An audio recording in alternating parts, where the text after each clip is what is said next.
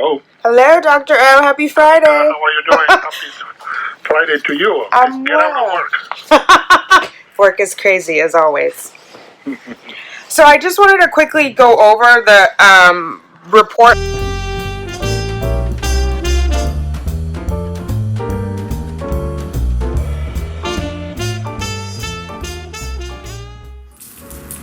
Hi, thanks for clicking on Simply Tanika. I am Tanika. If you are new here, welcome. Hit that subscribe button. Let's hang out a while. If you are returning, welcome back. What's up, fertility fam? We gotta do what?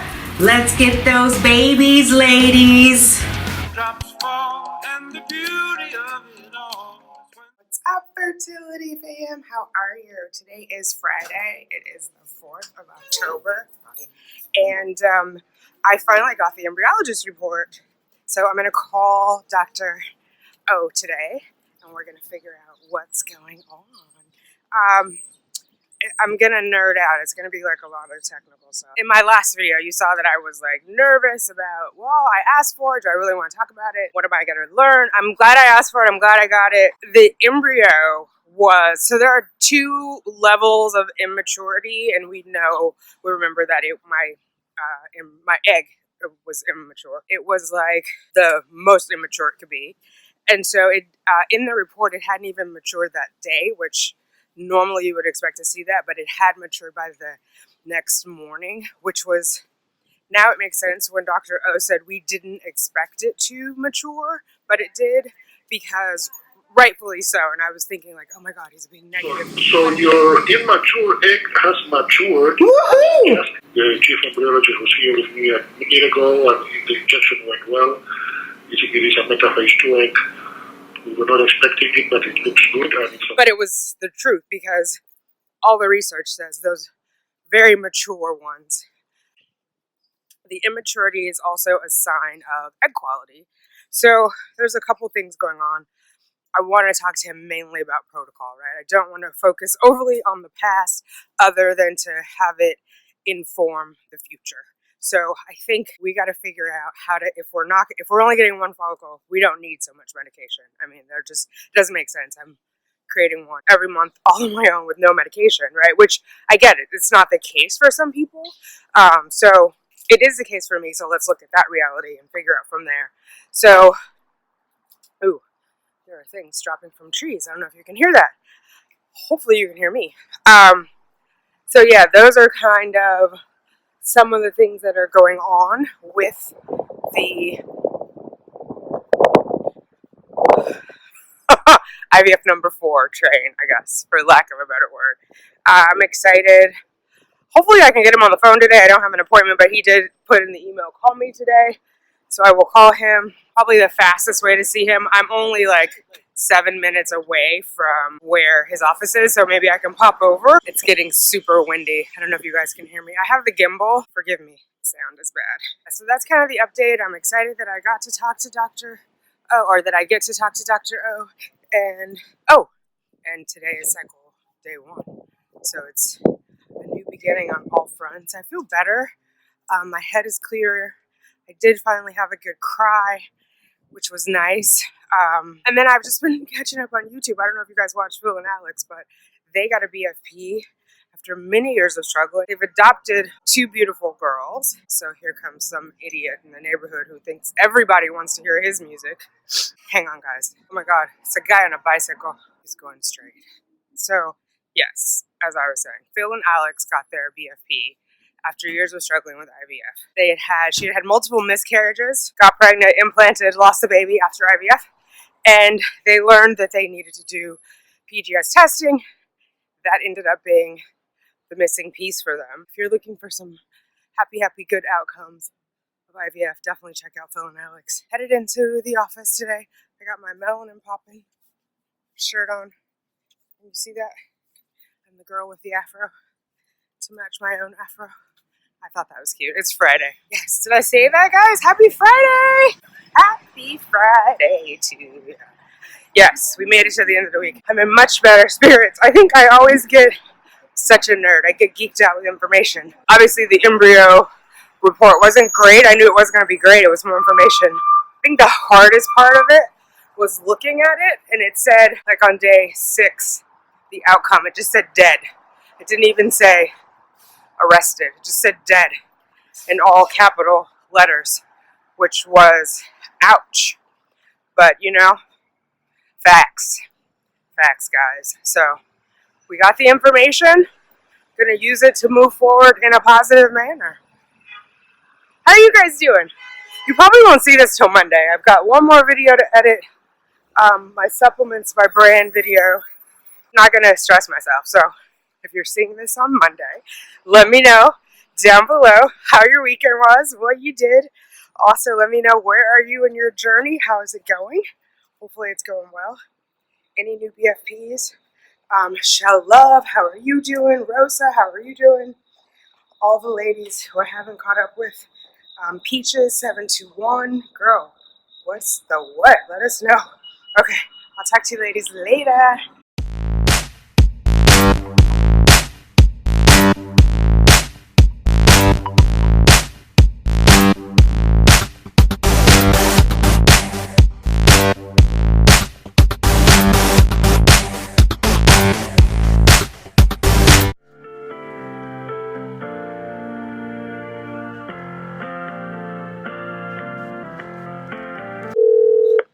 Hello. Hello, Dr. O. Happy Friday. How are you doing? Happy Friday to you. I'm Get out well. of work. Work is crazy, as always.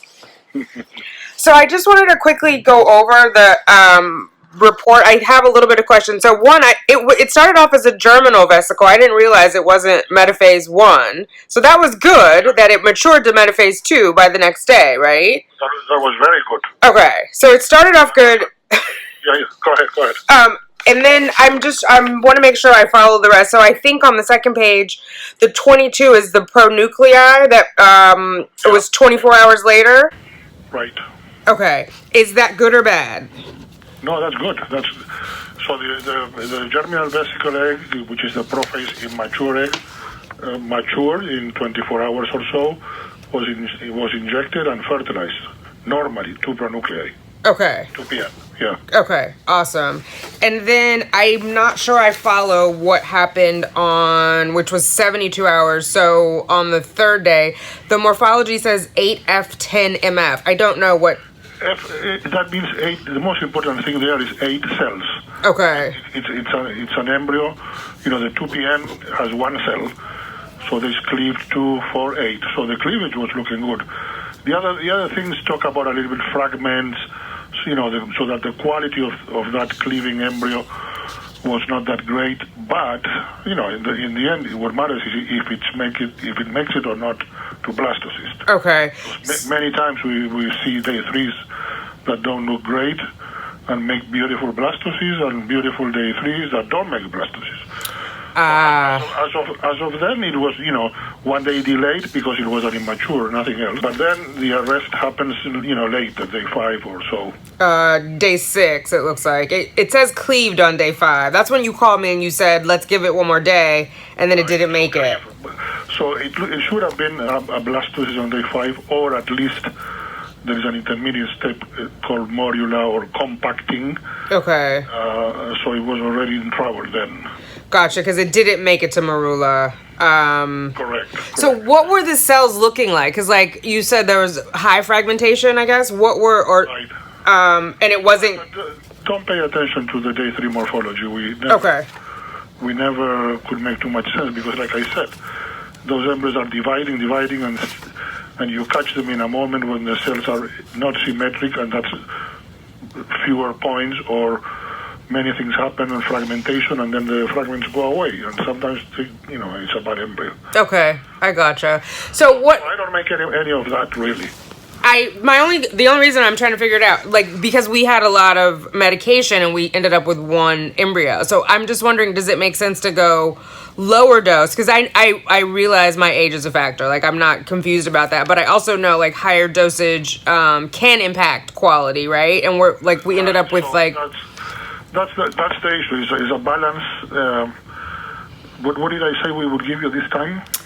You said, what did we say? So 2 milligrams of estrace instead of 4 during priming, half Cetrotide, no letrozole, you said. And then, Right, yes. I don't remember what you said for the Gonal F and Menopur. Your point is well taken there. There's not a magical dose. Right. I would be happy if we get, if we get 2 eggs versus 1, I'm happy. I know we're not going to get 5 eggs, right? Right. 150 plus 150 of Menopur.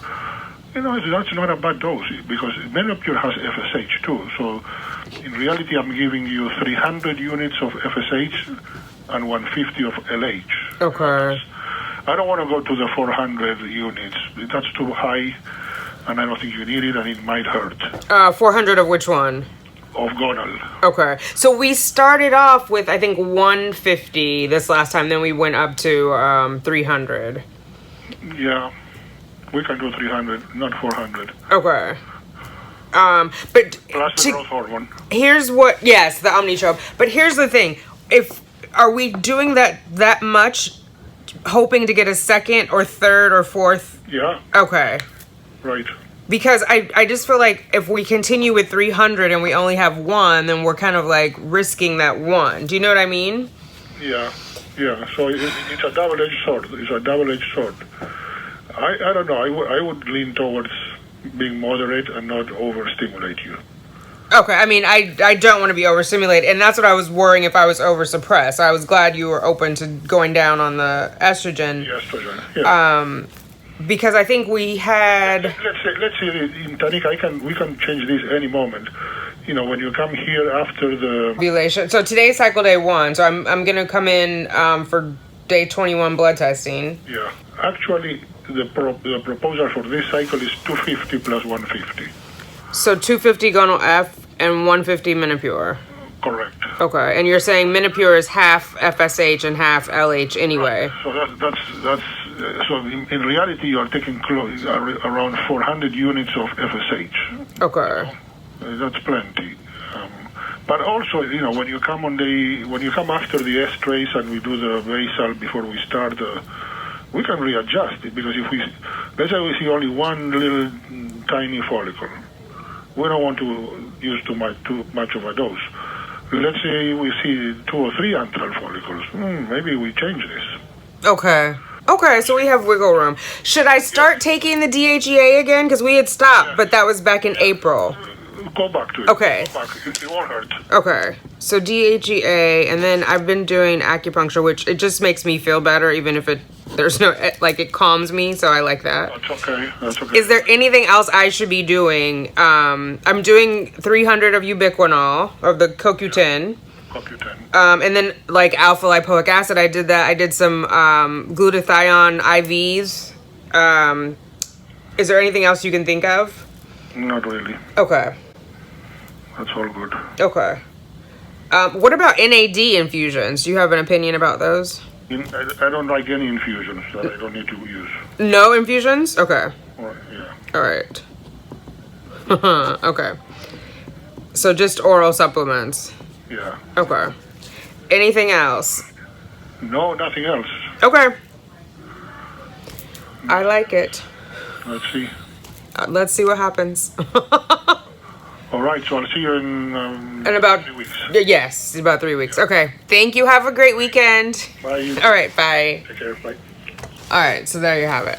I just think if we only have 1 follicle, we have to lower the dose. So I forgot about that. The Menopur, and I saw that on Chris plus Joe's video. Menopur is half FSH, half of LH. So FSH is follicle stimulating hormone. LH is luteinizing hormone. And Gonal F is all of follicle stimulating hormone. Not going to do the letrozole and going to do lower doses of... so he's saying this time he's looking at 250 Menopur, 250 Gonal F, 150 Menopur, no letrozole, 2 milligrams of the estrace during priming, half of a Cetrotide during priming. I'm forgetting something. Half of a Cetrotide during priming. Oh, the Omnitrope. And the Omnitrope. Okay. So I already started the DHEA again. I just wanted to confirm he was okay with that. And he's saying now infusion. So I'm going to do all my infusions before we do priming. I really am going to just do the NAD. I think I'll continue with the glutathione that I've been taking at home that now it's not... Is it liposomal? I think it's liposomal glutathione. It tastes so disgusting, guys. I'll finish the bottle that I have and the spray that I have, and then no more. And then I'll do an NAD infusion, only because that helps with DNA fragmentation, and I think that's what our issue is. But I'm really proud of my little embryo. I think Sugar Pop did really well. So that's what I was saying earlier this morning. It started off with it was the most immature it could be. It was a GV, a germinal vesicle. Then it has to go through meiosis, where it's dividing. If it were a really bad egg, it wouldn't have made it through that process, especially because it was retrieved at GV. So it made it through phase 1, metaphase 1, and then metaphase 2. So it divided to become mature and went through all that. And then it had to continue with the, once it was fertilized, to continue to divide. And so that was good as well. And then obviously it got to 8 cells. It was looking good. There was some fragmentation, but he's saying not to put too much weight on it because sometimes it's not great and they become amazing blast and vice versa. I was concerned about it because it was dead. Because it was dead. So was that what made it? But he said not to get hung up on that. So it cleaved, but it did not make it to marula. We were gonna give it was close, I guess, on day 5 to marula. And some of you guys asked, will they grow it to day 7? So according to this report that they gave me, they will grow it out to 7 because it's in their system to add like a 7 there, morphology day 7. All in all, not bad, especially given how it started. I just think the medicine is what we can control, the medication, and we know medication impacts quality. So if we can reduce that and we only have 1, because like I was saying with Shelly, I get 1 on my own with no medication. So what's the game plan? And so to his point, if we can get more than 1, obviously that puts us in a better situation, no doubt. So we'll see. But as it continues, if we see for sure we only have 1, then we don't have to continue with the higher doses. And I'm glad we're starting off lower. So it's a lot, guys. It's a lot. Yeah. So I told you I was gonna nerd out, but yeah, hopefully that made sense. If not, I know some of you guys are just like, the doctor said it was growing and that's fine. I'm like, my brain needs to know. I wanna know for sure. So yeah, that's just me. All right, ladies, I think that's it. I'm headed to my weekend spot because it's Friday. So I think I'm gonna sign off here. If you have any questions or concerns or thoughts, let me know down below. I'm gonna say on record, I have not tried PRP. A lot of people have asked me about ovarian reserve. I've not seen one clinical study that said that it would benefit, where they have demonstrated that it increased IVF outcomes or improved IVF outcomes in women who previously had failures. So if you see that, send me the link to that study. Otherwise, I'm not doing it. There are risks associated with it, as there are in any surgeries. So let me know. That would be a tipping point. Some of you guys asked if I've tried vaginal steaming. I have not done that either. Yeah, I haven't done any steaming. I haven't done any yoni marbles or put any other things in my hoo-ha. I'm really, really focused on my ovarian, the quality of my eggs right now. So that's what I'm, with things that have been proven to improve the egg quality. So that's where I am right now. If you've tried some things, if you've seen some studies, if you've heard of some things, definitely let me know. I'm always interested to read and research. I am a researcher. But the things that I have read so far, and there are a lot of, it's just like with PGS, some doctors are for it, some are not, but there are a lot of doctors who are against the PRP because of the risk associated with it and no clear benefits and the expense. Insurance doesn't cover it, so don't even get me started on that. So yeah. There we go. All right. I will talk to you later. Have a great, hopefully you had a great weekend by the time you guys see this. And you're going to tell me about it down below. For all of you who checked in on me, thank you so much. I'm doing well. I'm doing much better. And yeah, let's get those babies, ladies. I'll talk to you later. Bye. Baby dust to us all.